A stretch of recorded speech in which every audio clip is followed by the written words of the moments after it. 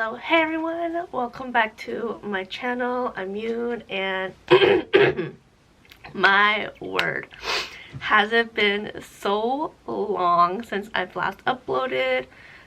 It's been way too long. I was going through a lot of things for one really big thing that I think I'll save for another video, but I'm also dealing with the remnants of a cold, so excuse my throat clearing and the coughing that I will probably be doing in this video. But I figured to start off my return to YouTube, to booktube, I figured I would finally do and start off with my favorite books of 2023.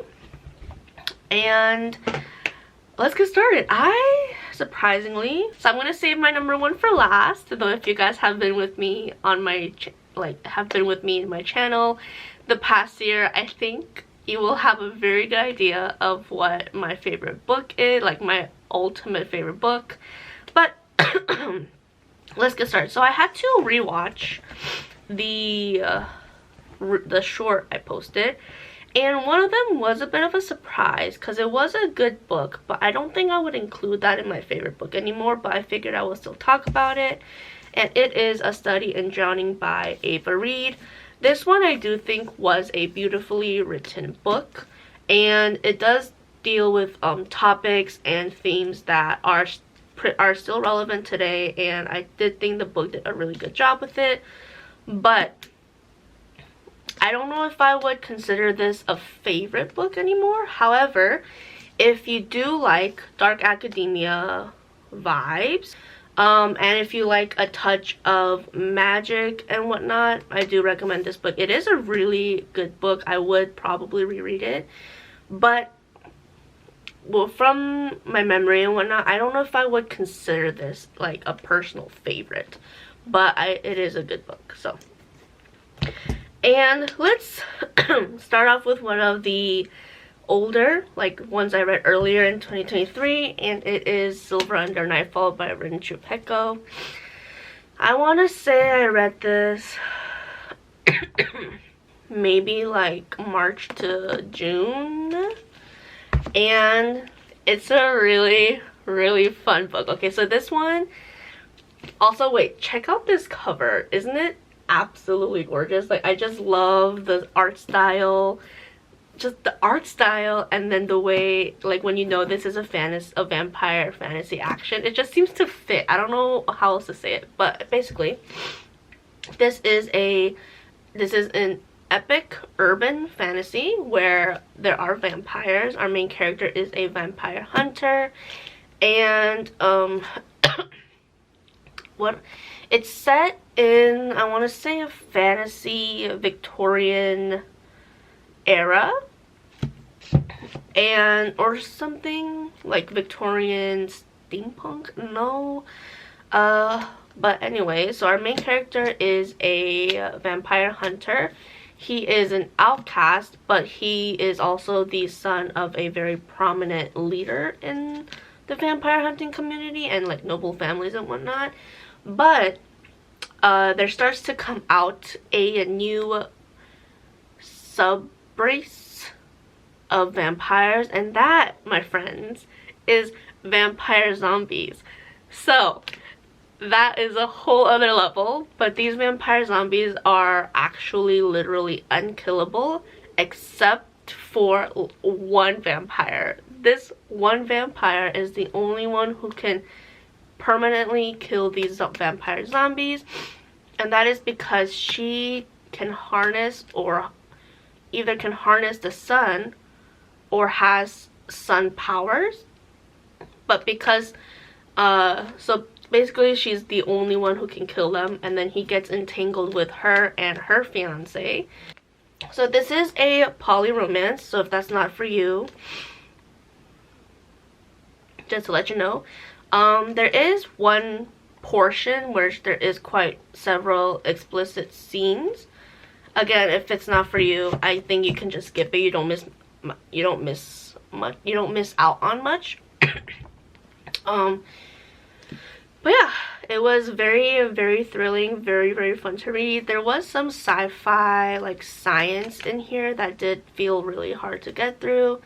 And even to this day, I still don't understand what the science was. So there is some heavy science dumping, information dumping here. That might be a bit hard to get through if, like me, you're not very good, or you just have not had to exercise the science part of your brain for very long.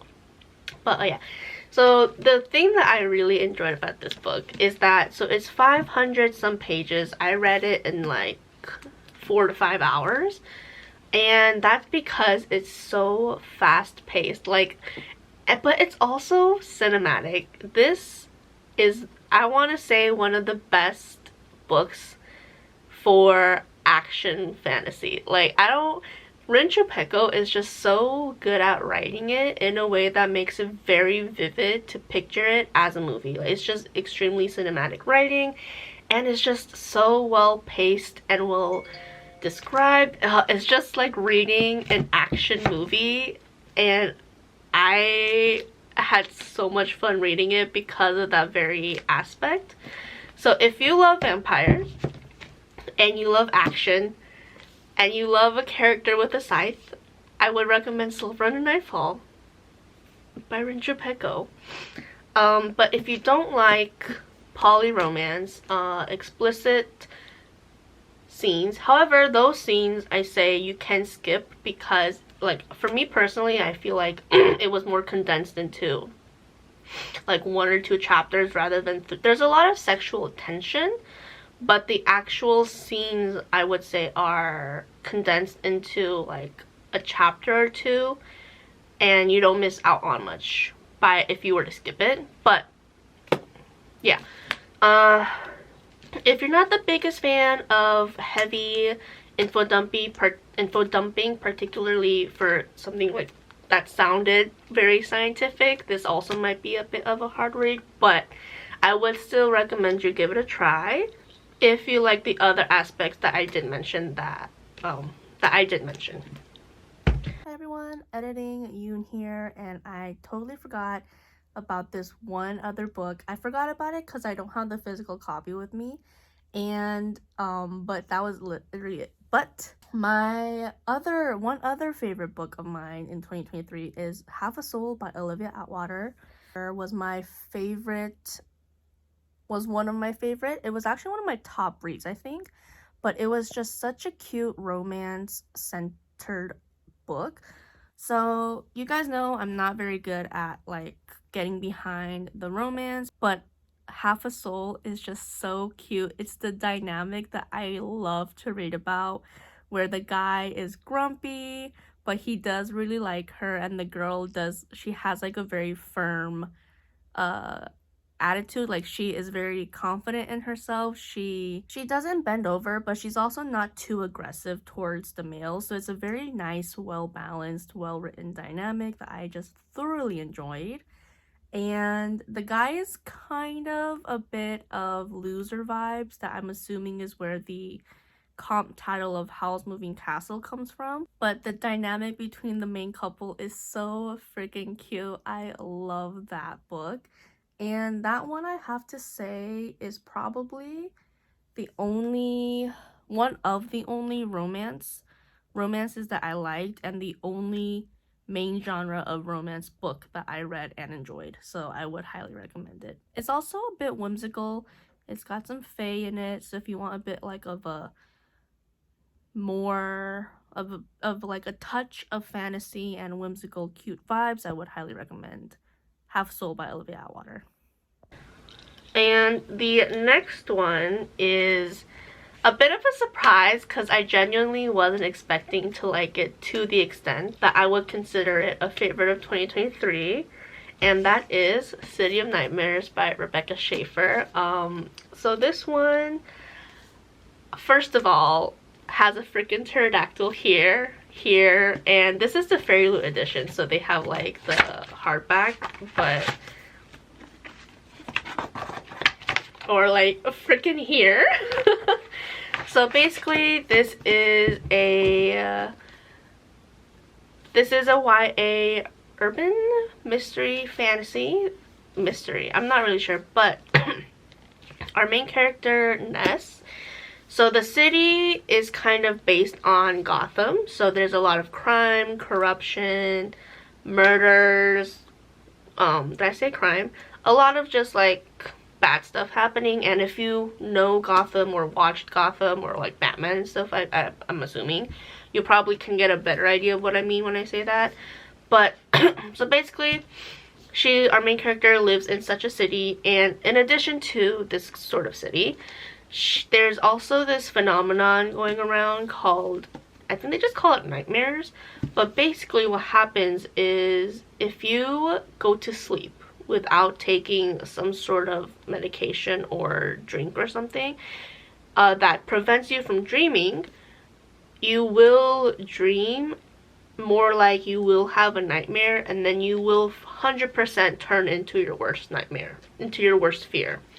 So not only is there like normal crime, corruption, etc., there's also supernatural there are also supernatural creatures running amok in this city because they are people who did not take the medicine or took something else to kind of cancel out the effects of the medicine, allowing them to dream, have a nightmare, and then turn into that very nightmare. So our main character experienced something very traumatic when she was young, in that her sister turned into a man-eating spider, ate her father, and then was killed in front of her.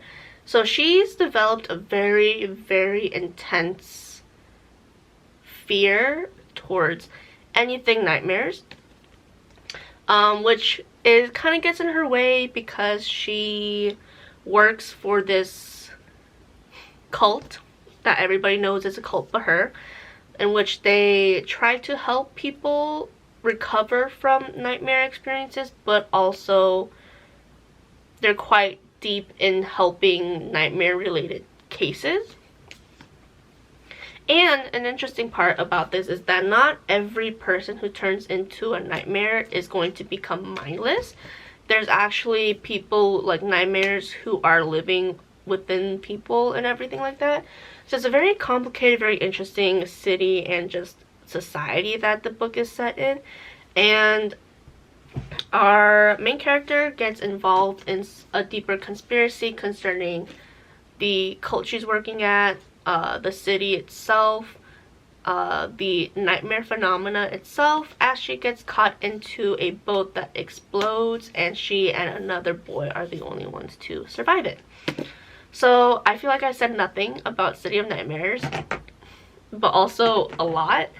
Anyways, so the thing that made me not expect to like it is because it sounds kind of goofy. Especially the thing that made it sound goofy was literally the pterodactyl, because I was like, in what scenario would a pterodactyl be needed to, like, why is it so important that it's on the cover, the edge, and then the freaking hardback? And it was like turning into your worst nightmares, blah blah blah. It just kind of gave off slightly goofy vibes. Like, this is a book that is going to be doing so many twists and turns for the sake of it, but it sounds like it'll be really fun. And in a way, it kind of did end up being like that. I'm pretty sure I talked about it, but one thing that I could not help but feel is the lightheartedness in this story, which was ironic considering that the entire setting of the story is supposed to be dark. But you just can't take some of the corruption seriously. Like, there was a specific one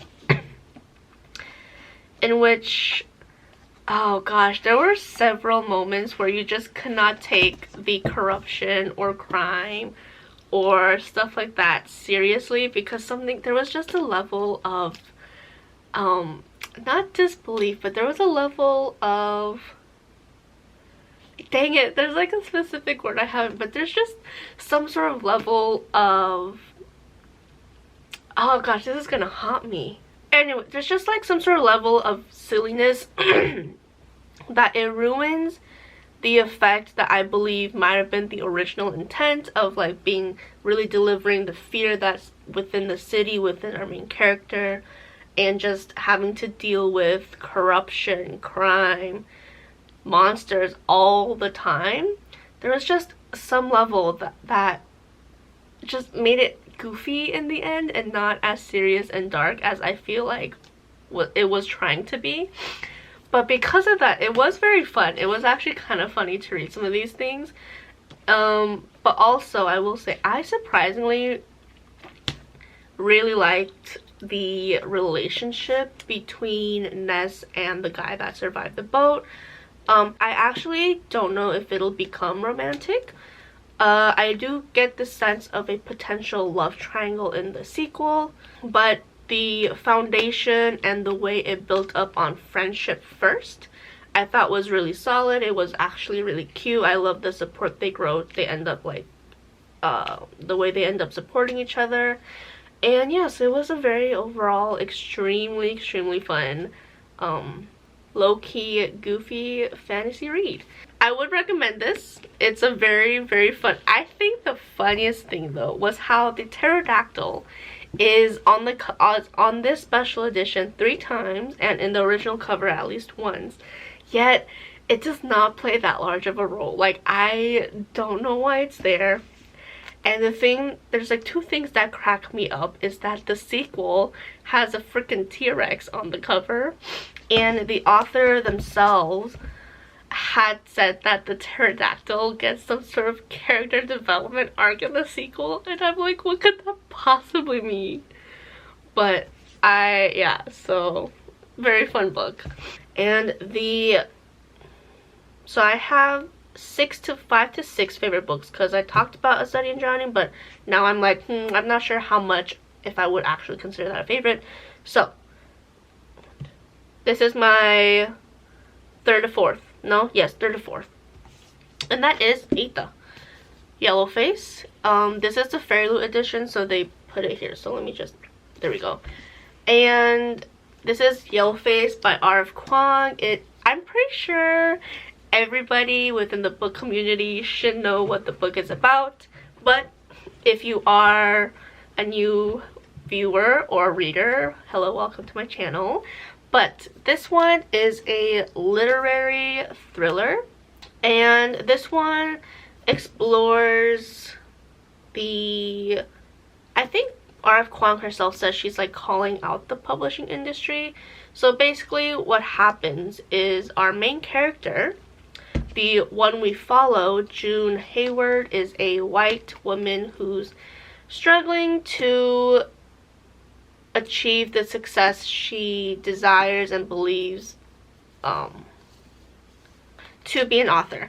But and she is friends with an extremely successful Chinese diasporic female author called Athena Liu. And one day, this is not a spoiler, the story starts off like this. The story starts off with Athena dying in a freak accident. But before she dies, she shares with June like her recently finished manuscript that talks about the stories of Chinese laborers in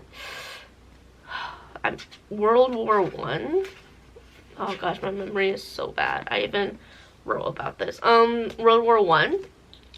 And then she dies, and then we find out June stole Athena's work. Not only did she steal it, okay, she steals it and then she actually publishes it as her own under, get this, a different name that is Juniper Song. And you can start seeing the issues with that this white woman is publishing a story that she did not write about a topic she does not know until this manuscript, and she deliberately publishes it under a very misleading name of Juniper Song. And then that's just kind of how the story starts and just everything that happens afterwards. So this was a very fun, fast-paced, you can't look away story It's very, very interesting too because our main character is not only unreliable, she's very unlikable. Like, the things she says is just so And the good thing is that it's actually really fast-paced and quite easy to read. There is a part near the end or the middle, like the middle end, that I personally did find it did slow down a good amount, but other than that, it's a very fast-paced book throughout. I highly recommend it if you are wanting to get into literary fiction, if you're wanting to get into art of Kuang. Out of the 3 stories she's written, I only read Babel. Like, of the 3, I only had read Babel, not the Poppy War, but knowing the topic the Poppy War is about, I do think this is probably the best one to start off with because it's the easiest, dare I say, most lighthearted, in a sense, book for her to get into. And yeah, it's just crazy. It's a wild read, okay? It's wild. But yeah, so that was Yellowface by R.F. Kuang. And the penultimate book or novel slash story is the Scum villain's self-saving system. And specifically volume 3, because I believe I read this last year. Nope, that's already 20. I believe I read this 2022. And then I finally finished it last year. But I finished 3 and 4. Number 3 was my favorite of the 2, and of the entire series or novel story, these 2 were my favorite. Oh shoot, I kicked the bag. But I am talking for so long, but I hope you guys don't mind. I genuinely love this series. I am already planning to reread it and also film a vlog about that, so I hope you guys look forward to it. But this is so good. So the big thing that I like about it is the concept the story takes and the humor. So this is written by MXTX, who also wrote Heaven Official's Blessing and The Grandmaster of Demonic Cultivation. From what I've learned, this one was not only her first story, it's also her shortest and the most lighthearted. And I think this one is actually really good to start off with because of how short it is and of how funny it is. The other ones, I'm pretty sure, have like their moments, but they're definitely, I want to say, longer and a bit heavier, more emotional. This one is too, but the length, I think, is definitely what makes it a better choice to start off with. What was I going with this? Oh, so basically, the Scum villain's self-saving system. One growing trend, I don't know if it is anymore, that I saw in mainly East Asian stories is the transmigration slash isekai story. And if you know, you'll know. If you don't, super brief introduction to that trope is basically the main character gets transmigrated or possesses the body of somebody within the most recent story they were reading or game. Korea also does a lot of games. I don't know about Japan or China, but I know Korea does a lot of like games too. And the most popular character that the character ends up possessing is either the main villain slash villainess or a side character. And then from there they derail the entire story, and then some stories will do like one reveal, some stories will do a different. So basically that's just how the story starts. This one, I think you can tell, our main character, he transmigrates and he possesses the body of the Scum villain in the novel he was reading. And the novel he was reading is called a Stallion novel.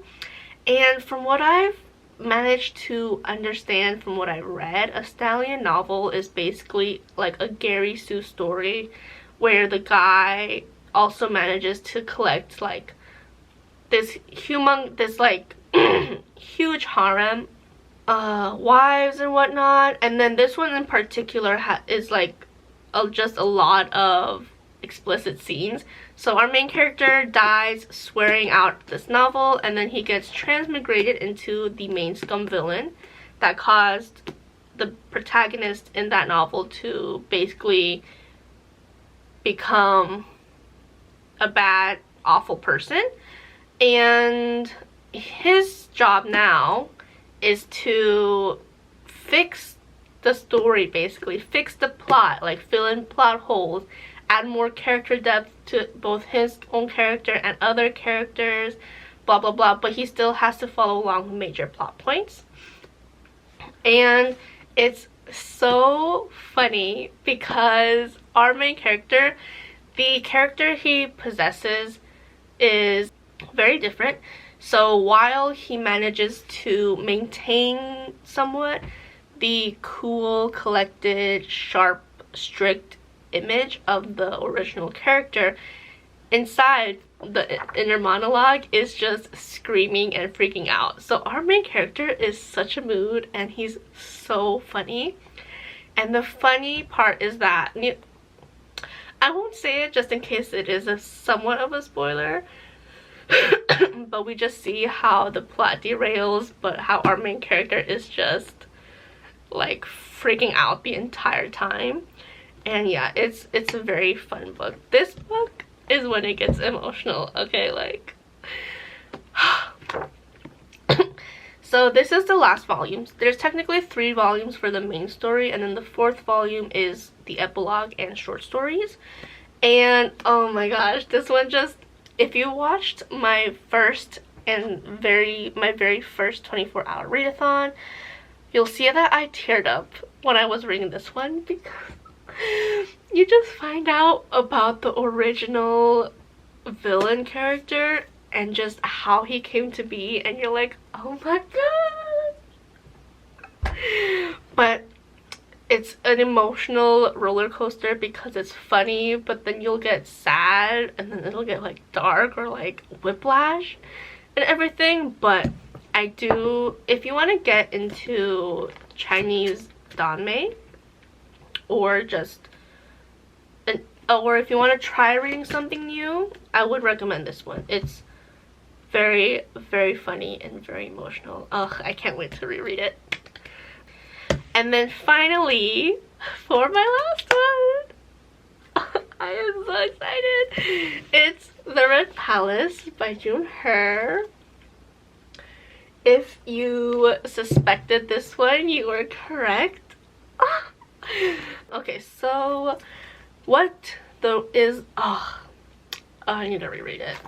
What is The Red Palace about? It is a murder mystery set in historical Korea, specifically Joseon Dynasty? Yes. And it is inspired by the Crown Prince Sado of Korea. And there is currently a string of murders going about. They have so far been, okay, so it's not a specific job, but so far they've all been women, and somebody is saying that the crown prince is the one killing them. And then to find out the truth, because her mentor is the most recent suspect, our main character Hyun, she teams up with a detective? What's the specific? A young police inspector named Jin, and then they go and they try to figure out if it really was the prince or who really was it, amidst other brewing court politics and other like just politics. Oh gosh, I feel like I did not give this book summary justice, but it's just so freaking amazing. Okay, like I freaking love this book. Okay, so basically what I love is June Hur and her writing, because I love To the Forest of Stolen Girls, but this one, the romance is just so freaking good. And for me personally, it was this one scene that really sold it for me, But the relationship is just so good. But in addition to that, the mystery itself is also really well written.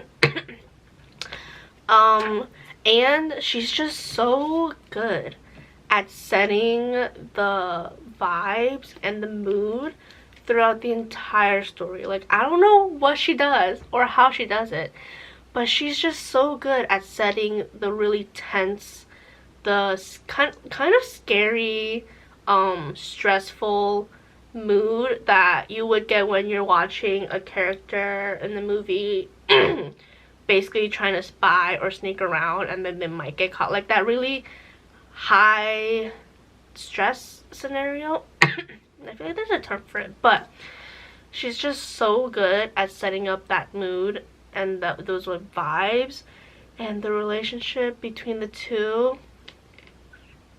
If you like fake dating or whatever, there is fake marriage because they have to pretend they're a couple, and it's just so cute.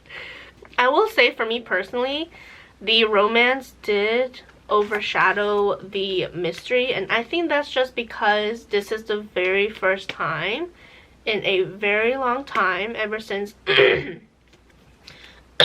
even back when I did read more avidly, and more so when I returned to reading, this is the first time I've ever been so attached and so in love with a couple and their romance, and just so into the romance of a story. Because I think I've said this several times, but once again, I do struggle with I don't know what's the best word, but I just tend to struggle with liking the subplot romance in a novel, mainly because most of the time I just, if it has a weak base and then the rest of the rest of the romance just doesn't do anything to me, I just have a really hard time enjoying the romance because my mind is still stuck on why do they like each other, like what is the start of the romance, but why do they like each other, like where is this coming from. This one, when I reread it, I did kind of get a bit more of insta-love, but they do have a very strong foundation, and the way it just develops, it just, oh, it's so cute. And the yearning and the slow burn and the tension, it's truly, like, it's just so well written, and it was just so amazing to read that my mind cannot get over the romance in this novel. Oh gosh, I just feel like I'm not giving this book the justice and the love and the promotion that it deserves. Like, it's just, I don't, they're just so cute. I can't. They're so cute. They're just such a good couple. The romance is just too good. But obviously, like I said, the mystery is also really well developed, well written. I feel like this book was maybe a good amount half mystery, half romance. But I also really enjoyed the court politics and other politics, like outside of the immediate royal court, and the way we get those politics and the way it affects Hyun and Ajin and stuff. It's just such a good book. I just don't understand. If you like politics or court intrigue, K-dramas, murder mysteries, romance, I highly recommend this book. Okay, it's so freaking good. I love it. And yeah, that is it for, well, that's not it, but I have shared my favorite books of 2023 with my ultimate favorite. Love you. And I hope you guys give these books a shot in 2024. Share with me your favorite books that you read in 2023, please, in the comments below. And I will see you hopefully soon. Bye.